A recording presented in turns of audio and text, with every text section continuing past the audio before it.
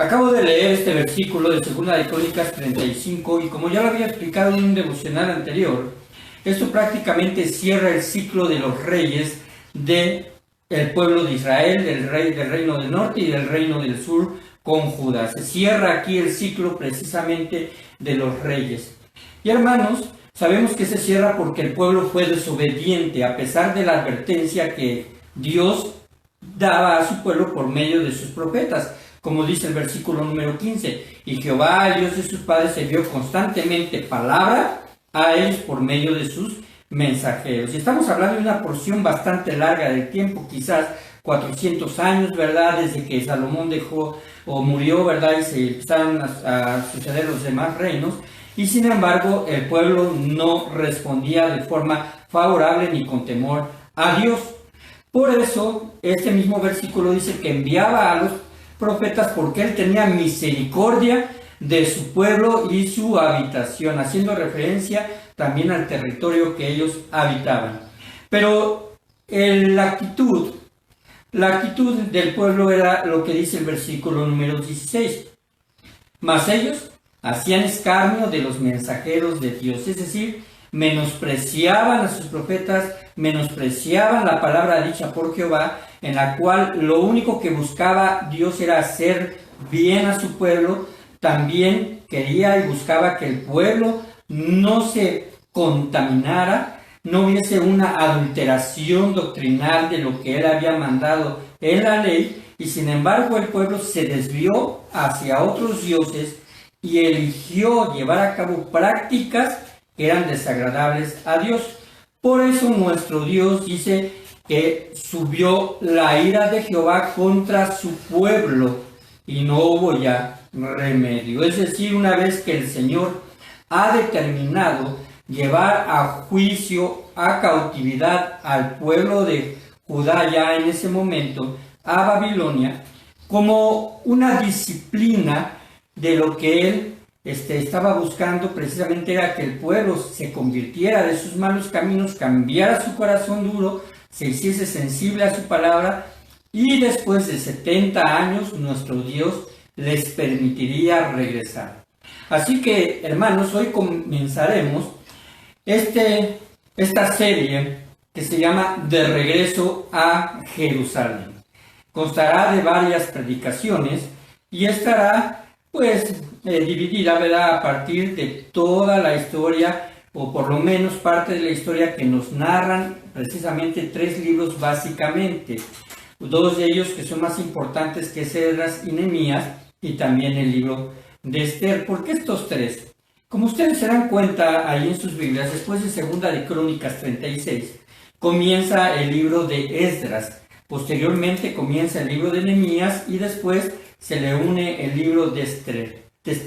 Está puesta de esta forma, está ordenada así porque precisamente estos 3 libros son contemporáneos y también las personas, aunque no los parezca, están relacionadas precisamente en los planes de Dios. El tema número 1 se llama los planes de Dios. La Biblia, hermanos, no es un libro de historia.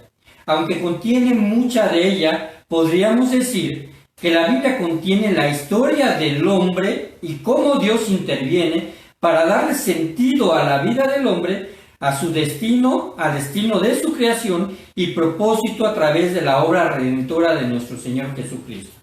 ¿Por qué digo que contiene la historia del hombre? Porque precisamente es donde Dios tiene el corazón en la criatura a la cual Dios puso y creó a su imagen conforme a su semejanza. No con respecto a la historia de Dios, porque para conocer la historia de Dios, hermanos, Dios es eterno. No podríamos saber ni determinar, ¿verdad?, todo lo que Dios hace, todo lo que en su mente, ¿verdad?, ocurre, sino lo que la Biblia nos narra y la revelación que es dada a nosotros es para indicarnos a nosotros que existe un Dios supremo, que existe este ser al cual nosotros debemos adoración y reverencia, no solamente por ser el creador de nosotros, sino que nos ha dado la capacidad para reconocerle y además para poder decidir entre ser salvos, ¿verdad?, de la ira venidera o ser condenados de la ira, con la ira venidera, es decir, ser salvos por medio de la sangre de nuestro Señor Jesucristo, la obra redentora de nuestro Señor Jesús. Y el Antiguo Testamento, hermanos, rápidamente, para su estudio se ha dividido de esta forma: el Pentateuco, los libros históricos, los libros proféticos y los libros poéticos, o poéticos y proféticos, en ese orden. Y aunque cada uno de ellos, hermanos, y cuando estamos leyendo la palabra de Dios contiene historia o porciones de la historia, básicamente la historia a la que se refiere es al pueblo de Israel, hasta el nacimiento de Jesús y posteriormente por lo menos los primeros 60, 70 o quizás 100 años de la historia de la iglesia, pero ahí termina.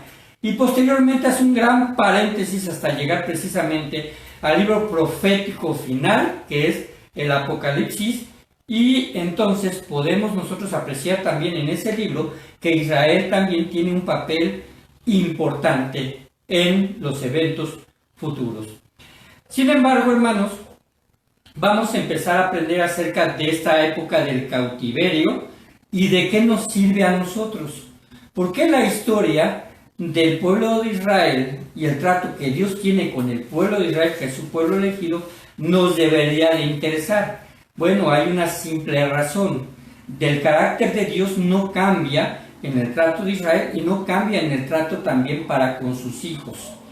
Nuestro Dios quiere llevarnos precisamente a su presencia, pero en este tiempo en el cual nosotros todavía tenemos una vida física hasta el momento en que Dios quiera llamarnos, Dios también tiene un propósito para cada uno de nosotros. Yo podría decir que cada persona dentro de los planes de Dios también tiene su propia historia. Y hermanos, pues esto lo podemos nosotros constatar, porque inclusive cuando a veces platicamos o damos testimonio de algún evento con respecto a lo mejor alguna mala experiencia o buena experiencia en nuestra vida cristiana, estamos relatando una historia personal. Y hermanos, en 2 de Crónicas 36, 15 y 16, el que leímos, entonces nuestro Dios permite que el pueblo babilónico vaya a la tierra de Palestina. Ya había ido por lo menos en 2 ocasiones anteriores, se había llevado cautivo a cierta porción de sus ciudadanos judíos. Sin embargo, cuando el judío se subleva todavía con este último rey de Judea, entonces regresa, toma cautivos al resto y destruye las murallas y el templo de Jerusalén. De hecho, destruye la ciudad antigua de Jerusalén de forma completa. Ahí, en ese punto de la historia, vemos a una Jerusalén no solamente conquistada, sino también destruida. Así que es llevado este grupo de judíos a Babilonia, 70 años de cautividad. Y esto, hermanos, esto es precisamente para que Israel comprendiera que él había sido elegido entre todos los pueblos, había sido elegido por Dios para ser testigo de que es posible que el hombre se pueda sujetar a las leyes de Dios y también Dios transmitir su plan a través de este pueblo y también proyectar su plan a través de la figura del Mesías prometido, que es precisamente nuestro Señor Jesucristo, también de la descendencia de Judá y judío. Hermanos, la necesidad que Dios pone en el corazón de volverse a Él como su Creador se ve opacada constantemente por la rebeldía del hombre. El hombre, hermanos, elige sus propios dioses, adopta sus propios dioses de las culturas paganas o surgen quizás de ideologías y pensamientos que también el diablo quiere poner en la mente del hombre con tal de desviar la atención que deberíamos de tener con o para nuestro Creador. Así que Dios advierte continuamente al pueblo de Israel de los resultados que habría para ellos si su corazón se dirigía a la idolatría, al paganismo, a las filosofías y a las creencias de las culturas que los circundaban y no se mantenía fiel al Señor. Así que, hermanos, esa actitud de idolatría solamente es una actitud vana de adorar a imágenes. sin vida, y estas imágenes sin vida, pues caen en una adoración irracional. De hecho, así lo describe el Salmo 135, versículo 15 al 18. El Salmo 135 del versículo 15 al 18, vayamos a esa porción, estamos muy cerca, Esdras, ¿verdad? Nehemías, Esther, Job y Salmos, luego ahí lo van a encontrar muy cerca. El Salmo 135 del 15 al 18 nos habla precisamente de la vanidad de adorar imágenes que no tienen vida. Y el 15 dice así: los ídolos de las naciones son plata y oro. Sin duda alguna están hechos de elementos, ¿verdad?, que representan ciertas riquezas, pero siguen siendo sin vida. Y dice que los ídolos de las naciones son plata y oro, obra de manos de hombres. Tienen boca y no hablan. Tienen ojos y no ven. Tienen orejas y no oyen. Tampoco hay aliento en sus bocas. Y aquí la conclusión, ¿verdad?, del salmista con respecto a estos 3 versículos. Semejantes a ellos son los que lo hacen y todos los que en ellos confían. Nos pone a la altura de una estatua, de un elemento inanimado que no puede responder, que no puede defenderse y que es vano y además hasta en cierta forma irracional el hecho de poner nuestra confianza en ídolos. Aunque aquí se habla de ídolos que eran esculturas, también en nuestra época podemos ver que la gente confía en ídolos que son inmateriales, pero que representan para él el punto de apoyo y de seguridad, como el dinero y como la posición o como la fama o la imagen que tienen delante de los demás. Así que, hermanos, vamos a ir caminando como en un viaje, como en un avión, ¿verdad?, donde el panorama se extiende a través del horizonte, para ir entendiendo lo que sucedió con el pueblo de Israel en este proceso de cautividad. El pueblo de Israel, hermanos, es llevado a Babilonia, y en sus mentes quiero que imaginen, ¿verdad?, más o menos lo que sucede. El pueblo de Israel, ¿verdad?, la tierra de Palestina, está al este del mar Mediterráneo y es una franja un poco larga. De un lado, ¿verdad?, pegan el mar, pegan sus costas, en sus playas, en el monte, en las montañas, en el Monte Carmelo, y del otro lado, pues solamente es dividido de Jordania por lo que se conoce como el río Jordán. Bueno, a partir de ahí, hacia el norte, empieza precisamente lo que es Asia Menor y la parte más al norte, ¿verdad?, antes de llegar a lo que ahora conocemos como Rusia, Turquía, esos países, ¿verdad?, que están en el oriente también. Está lo que es ese valle grande, que se conocía entonces como Mesopotamia y que fue precisamente el territorio babilónico en el tiempo precisamente de Esdras y de Nehemías. Esdras, hermanos, y Nehemías, pues habitaron también y estuvieron cautivos en Babilonia. Y su contexto inmediato histórico lo define como un pueblo que había aumentado su iniquidad a Israel, siguiendo las abominaciones de las naciones y contaminando la casa de Jehová, la cual él había santificado en Jerusalén. Por ese motivo son llevados a cautividad. Dios así lo permite. Así que, hermanos, los cautivos, no todos ellos eran los más espirituales que digamos, y ya no hubo más remedio para ellos, según en 2 Crónicas 36:16. Sin embargo, a través también de las mismas palabras escritas en la Biblia, encontramos que hubo algunos que sí retenían la santidad, que eran personas íntegras, entre ellos Esdras, Nehemías, vemos a Esther, vemos a Mardoqueo, también vemos a Daniel, ¿verdad?, Jeremías, el profeta, Sadrach, Mesach y Abednego, los amigos de Daniel, que también eran íntegros. Pero, hermanos, por el pecado de muchos, pagaron todos, porque nuestro Dios trata con Israel como una nación completa y conjunta. Y además era necesario que ese remanente que tenía Dios estuviese allá para guardar y también para dar el mensaje de Dios en medio de la cautividad, que fue lo que hizo Daniel. Así que ellos recorren alrededor de 1600 kilómetros, quizás en un transcurso, ¿verdad?, a pie de un mes o más, ¿verdad? Todo depende, la Biblia no narra ese tiempo, pero podemos nosotros pues considerarlo más o menos de esa forma. Así que llegando a Babilonia, piensen en esto, se ven inmersos en medio de una cultura llena de ídolos. Babilonia era una cultura llena de ídolos e inclusive sus reyes se consideraban reyes dioses. Y quizás es cuando entonces ellos pueden caer en cuenta que habían pecado deliberadamente delante de Jehová al mezclarse con otro tipo de creencias, las cuales obran abominación a Dios.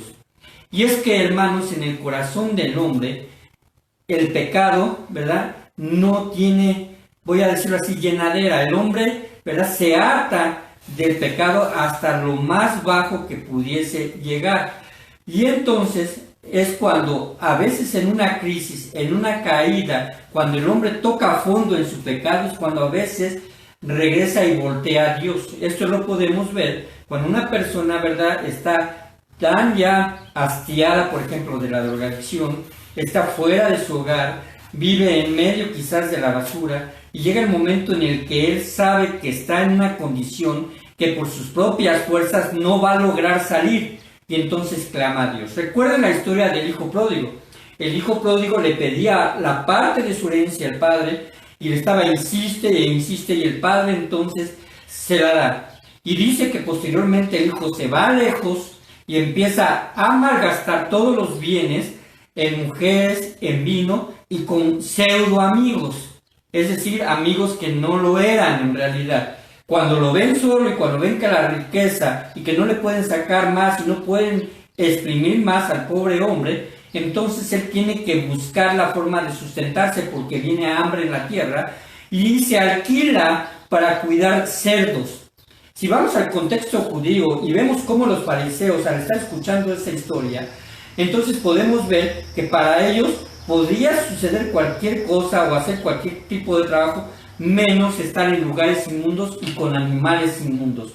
Entonces llega a tal punto el hijo pródigo, que así se le conoce, ¿verdad?, en esta historia que narra Jesús, que empieza a comer de las algarrobas que era el alimento de los cerdos. Y es ahí donde cae en cuenta y dice: pecado contra el cielo y contra ti. Porque dice: iré a mi padre y le diré: pecado contra el cielo y contra ti. Pensando en lo que había perdido, en lo que por su propia voluntad se había despojado estando en casa de su padre. Y es por eso que el hombre cae tan bajo.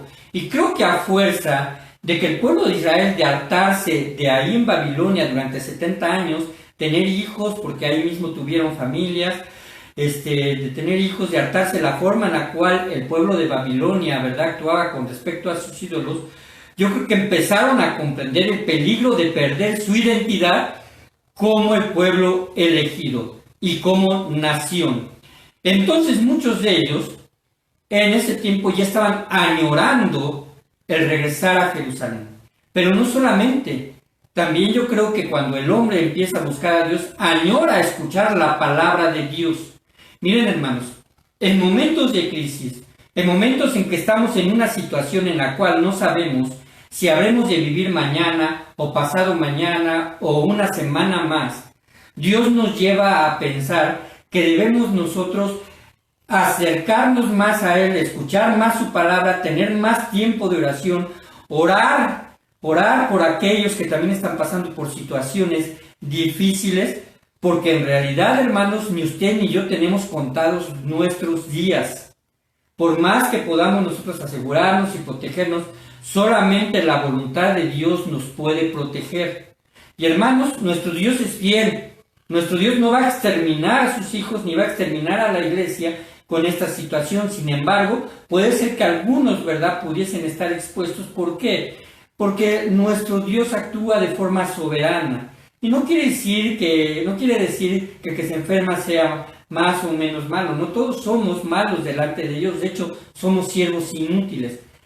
Pero, hermanos, podemos aprender de lo que la nación de Israel sufrió, porque Dios así lo determinó. Y Dios determinó que estos 70 años de cautividad les sirviese al pueblo de Israel como un tiempo largo de reflexión de qué es lo que Él quería para su pueblo.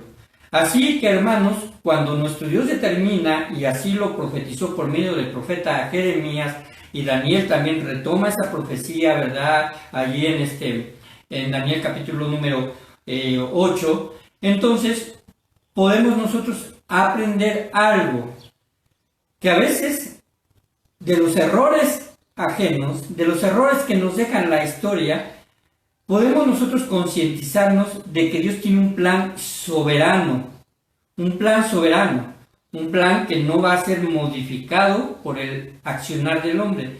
En el canon hebreo, hermanos, el libro de Esdras y Nehemías es un solo rollo. Es decir, para ellos representa un libro dentro de su Antiguo Testamento o dentro del canon judío, porque ambos personajes intervienen en la historia precisamente del cautiverio. En nuestras Biblias, pues ya vimos que primeramente surge Esdras. ¿Y quién es este Esdras? Esdras es un sacerdote y un escriba que, movido por la voluntad de Dios, él va a ir también a Jerusalén para ayudar y para coordinar la reedificación propiamente del templo. Y esto es lógico porque Esdras piensa en el templo. Sin embargo, Nehemías piensa en la ciudad, en los muros de Jerusalén. Hermanos, entonces podemos aprender y vamos a ir aprendiendo algunas cosas. El tema principal del libro de Nehemías, quiero referirme a Nehemías porque vamos a decirlo ahí, de ahí va a partir todas las enseñanzas. Nehemías es el centro y hacia un lado vamos a ver Esdras, ¿verdad? Cómo se conjuga sus acontecimientos, y de este lado Esther, cómo se conjugan los acontecimientos que pasan en el libro de Esther. Hermanos, el tema principal del libro de Nehemías entonces es la reedificación de los muros de la ciudad, aunque también interviene mucho en la reedificación del templo. Aunque parece que es un propósito meramente materialista, de agarrar y decir tenemos un plan, queremos reconstruir la ciudad, Nehemías, vamos a aprender que era un copero, el copero del rey en ese tiempo, del pueblo persa, ya no los babilonios. Los babilonios extraen al cautiverio al pueblo de Judá, al pueblo del sur, se lo lleva y entonces transcurren 70 años. Durante esos 70 años hay un cambio y una transición por medio de la conquista de los persas y de los medos para Babilonia. Entonces, en esa transición quedan los persas y los medos. Ahorita vamos a irlo abriendo. Así que este periodo es conocido por muchos inclusive como el segundo éxodo, haciendo referencia al éxodo de Egipto hacia Israel, y en este momento de Mesopotamia o de Persia y los medos, que corresponde precisamente también al territorio de Babilonia conquistado, hacia Jerusalén. Es el regreso a la tierra prometida. Lo primero que vamos a aprender, hermanos, es que Dios tiene un plan. El plan de Dios. El plan de Dios en ese momento era manifiesto, que los cautivos regresaran a Israel. Podemos notar que muchos de los cautivos están deseosos de regresar a su tierra, pero no lo podían hacer mientras el imperio medo-persa no se los permitiera. Ahora, ¿quiénes eran estos medos y estos persas? Antes de ellos, Nabucodonosor era el rey Dios de Babilonia. Ahí en el libro de Daniel, los 3 capítulos primeros, hablan acerca precisamente también de Nabucodonosor.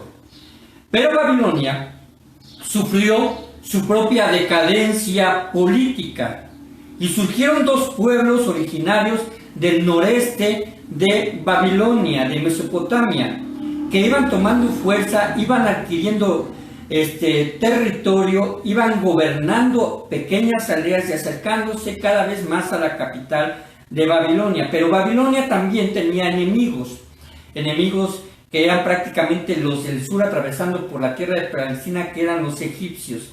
Entonces, vamos, no solamente hay una distracción, sino hay un repliegue, ¿verdad?, militar entre estas dos naciones, y van debilitando al pueblo de Babilonia, y esto lo aprovechan los persas y los medos. Se juntan, así como aquí los partidos políticos, ¿verdad? De repente vemos que el PAN está con, iba a decir con el PRI, pero esto no ha sucedido, ¿verdad? El PAN con, o no sé, ¿verdad? Con Convergencia o así, hay un acuerdo, ¿verdad?, para atacar a el rey de Babilonia y lo vencen. Así que derrotan a los babilonios y toman sus tierras y sus ciudades. Y en ocasiones se le define a este reino, ¿verdad?, conjunto de medos y persas solamente como los persas, porque eran los que tenían mayor poderío. Fue en ese reino que los judíos exiliados, los que ya estaban allí en Babilonia, lo vieron como un cambio de transición político.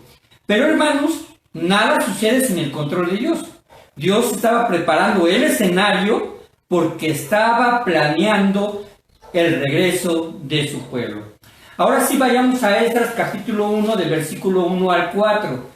Y aquí es donde comienza, vamos a decirlo así, la historia, la primera parte de la saga de cómo el pueblo de Israel regresa a Babilonia y lo que le costó. Vean cómo dice, hermanos, Esdras del 1 al 4.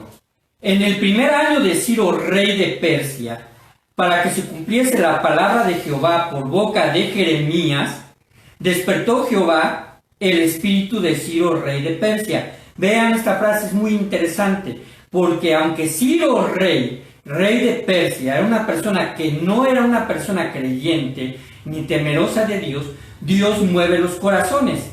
Dice Jehová, despertó Jehová el espíritu de Ciro, rey de Persia, el cual hizo pregonar la palabra y también por escrito por todo su reino, diciendo, vean cómo este rey, ¿verdad?, hace y se mueve conforme a los planes de Dios. Dios pone en él dictar un decreto, pero no solamente de palabra, sino también escrito. Y quiero que esto quede palpable en sus mentes. ¿Por qué por escrito? Porque si ustedes recuerdan cuando vimos acerca de Daniel en el foso de los leones, él estaba ahí en ese tiempo bajo el gobierno de los reyes medos y persas. Darío era el rey persa, primeramente fue del reino de los medos y pasó también a Persia tomando el control absoluto.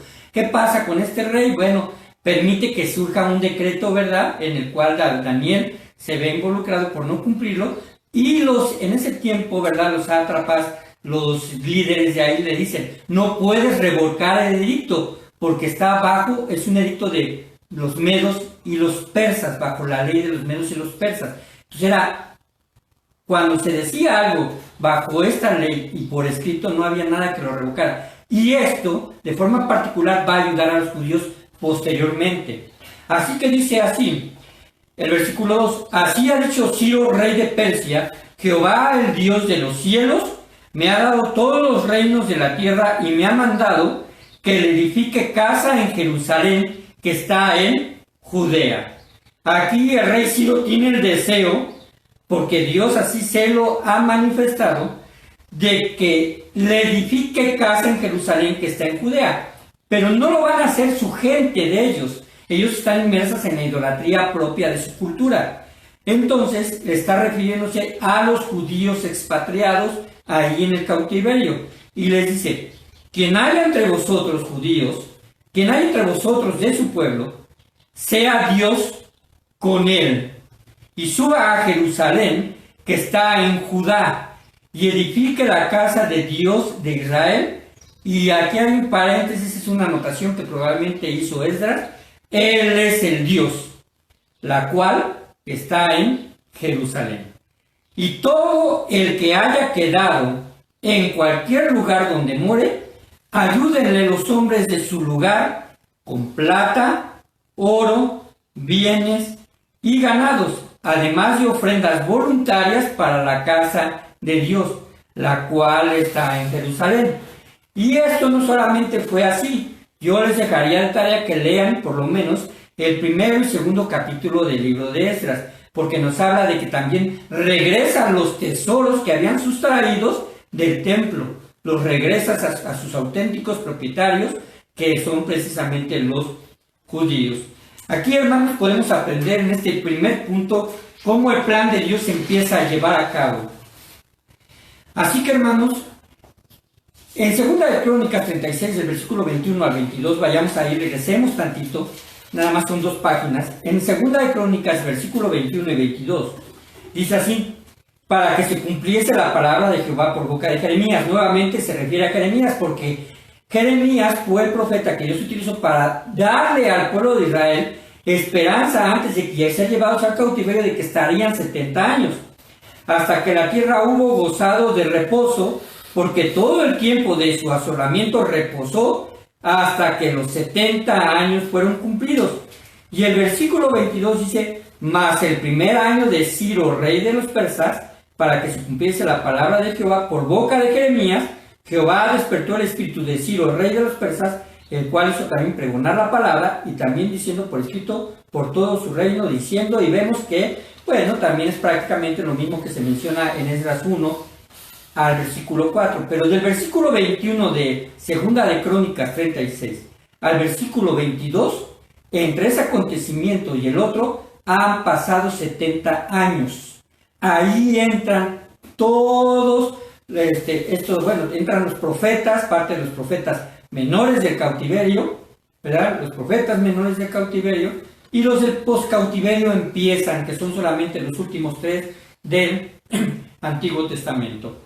Hermanos, ¿qué ocurre aquí? El regreso fue así.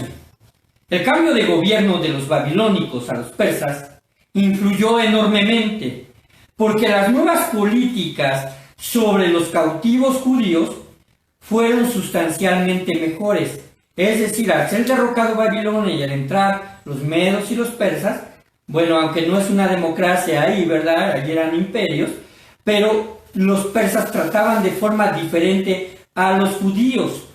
Les permitieron tener tierras propias y viviendas a los judíos ahí a la orilla del río Éufrates y del río Tigris. De hecho, un canto, ¿verdad?, una oración de Daniel es a orillas del río o del gran río Éufrates, al cual le nombran de otra forma. Y hermanos, entonces estas nuevas políticas fueron sustancialmente para mejora dentro del pueblo de Israel, los cautivos. Se les dio derechos similares inclusive a los ciudadanos de Babilonia, pero sin permitirles tener la libertad de dejar esa nación, ya que siguieron conservando su título de cautivos. Ahora, hay que entender esto, hermanos, y lo vamos a estar viendo. Cuando el rey Ciro de Persia y el rey Darío, que en ese tiempo gobernaba la provincia de los medos, que eran prácticamente juntos, por eso se llaman medos persas, estos reinos se aliaron, como lo hemos dicho, fueron utilizados por Dios para que cumpliera sus planes de regresar a los cautivos judíos. Probablemente algunos estudiosos dicen esto no hubiera sido posible en el tiempo de los babilonios. Tuvo que haber ese cambio por el tipo de trato y política que tenían hacia precisamente el pueblo judío. Así que podemos aprender algo. Primeramente, Dios no se limita a trabajar en este momento solo con su pueblo, porque también Él decide utilizar la vida y las mentes de los que no creen en Él, como Ciro y como sus líderes dentro del imperio del rey Ciro.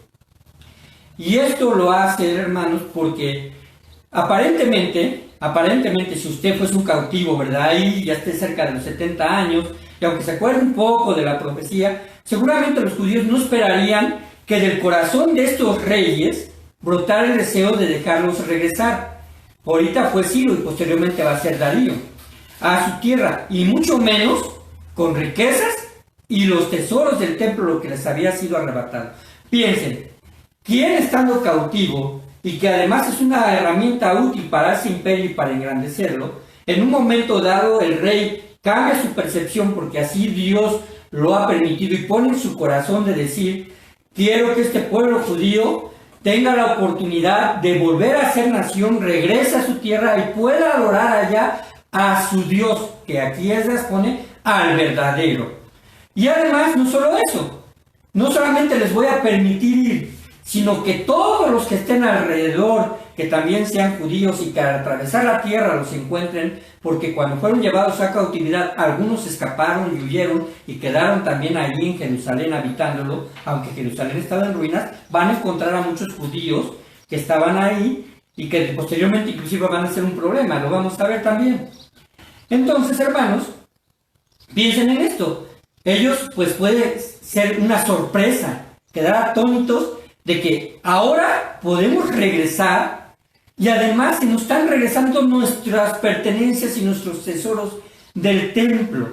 Y además ahí hay una pequeña, vamos a decir ahí, auditoría en donde pues le están dando a ellos lo que se habían sustraído los babilonios, el pueblo anterior a los medos y los persas, y además riquezas, oro y plata. Es decir, no se iban a la miseria ni a rascarse, ¿verdad?, solos.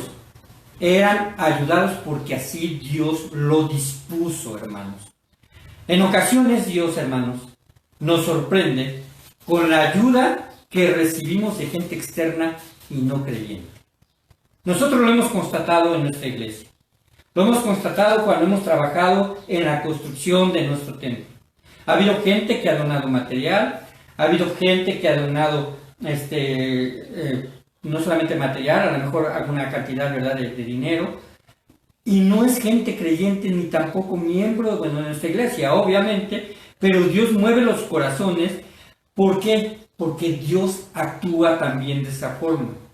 Dios quiere también y mueve los corazones de los que están puestos o puestos en inminencia, es decir, como autoridad, para llevar a cabo sus planes. Y esto fue lo que hizo con Ciro. Y recuerden que esto mismo hizo con el faraón en el tiempo de Moisés. Dios endureció el corazón del faraón, porque el corazón del faraón no cambiaría su actitud hacia el pueblo de Israel, lo endurece para que entonces Dios se glorifique a través de sus maravillas y sus actos milagrosos, los cuales eran evidencia palpable para todo el mundo de que Dios ama a su pueblo, quería su libertad y además de que era solamente Él como Dios todopoderoso. No existe ningún otro Dios. La gente lo imagina. Y de hecho, ese pensamiento viene del diablo, porque dice la palabra de Dios, ¿verdad? Y ahí se expresa en una de las cartas de Pablo, que el que adora a los ídolos, sacrifica a los ídolos, sacrifica a los demonios. Así que, hermanos, eso fue lo que hizo con Faraón en tiempo de Moisés. Eso es lo que hizo con Darío en relación con Daniel en el foso de los leones. Eso es lo que hizo también con Faraón, con José en el tiempo del Faraón, ¿verdad?, anterior al de Moisés, donde también Dios utiliza a Faraón para poner a José, ¿verdad?, en un puesto de inminencia y poderlo poner como líder y poder salvar a su familia, que posteriormente constituiría el pueblo de Israel. Y eso, hermanos, hará con los reyes del mundo en su segunda venida. Eso es lo que hará para Él, que Él se manifieste con todo su poder. Hermanos, estamos apenas comenzando.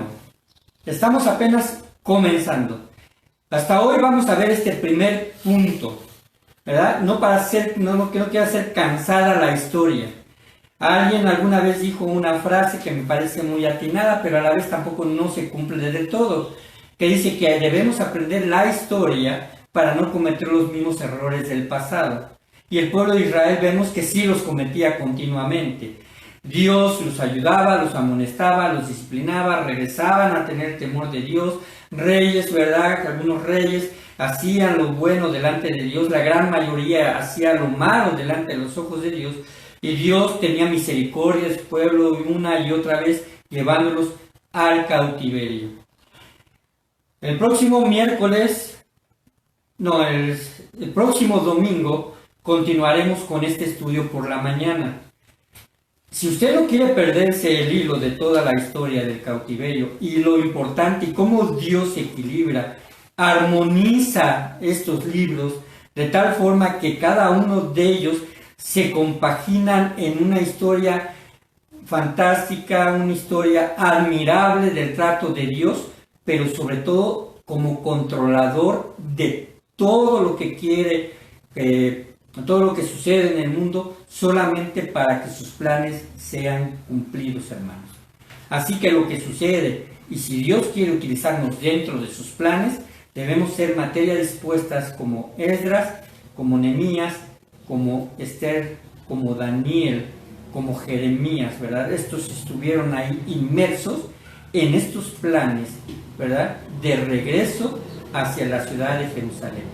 Dios quiere reestructurar en ese momento, reedificar los muros. Y Dios quiere en estos momentos reedificar, reestructurar y redireccionar nuestras vidas para un regreso con más consagración, con más compromiso y con más hambre de crecer y edificarnos en la palabra de Dios por medio de la iglesia que Él ha puesto aquí en la ciudad de Pachuca, que es nuestra iglesia. Pertenecemos a esta familia llamada Getsemaní. Dios les bendiga, hermanos, y estemos atentos a estas predicaciones.